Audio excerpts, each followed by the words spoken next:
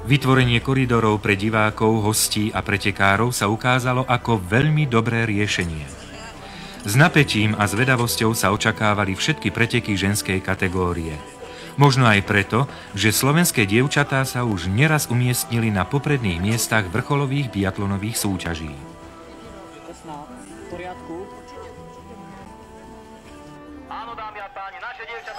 Vyvrcholením 4. kola Svetového pohára bola súťaž družstiev žien na 7,5 kilometra. Slovenské družstvo štartovalo v zložení Schwarzbacherová, Meislingerová, Mihoková a Murínová. Nasledujúce zábery určite nepotrebujú žiadny komentár. Pozoruhodné je, akú zvukovú kulisu pripravilo pretekárom domáce publikum.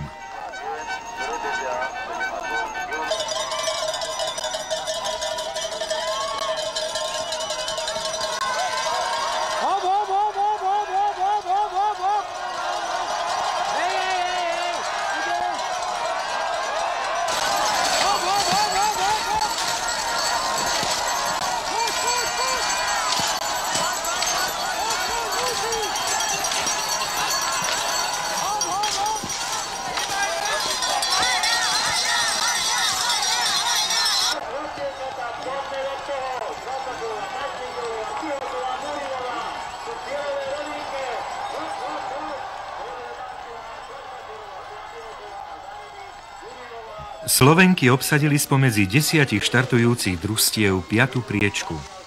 Škoda netrafených terčov v streľbe. Mohla sa táto súťaž vyvíjať pre naše farby ešte lepšie.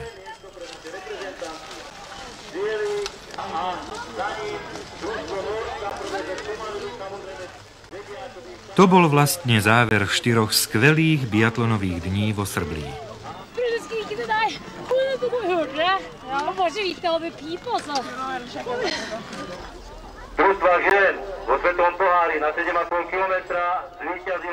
Spokojní s priebehom 4. kola Svetového pohára boli aj predseda organizačného výboru inžinier Vladimír Soták a Benjamin Leitner, predseda Slovenského biatlonového zväzu.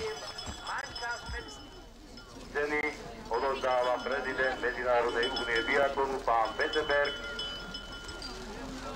Prezident Medzinárodnej biatlonovej únie Anders Beseberg povedal po skončení podujatia novinárom: Som veľmi spokojný so štadiónom aj s traťami.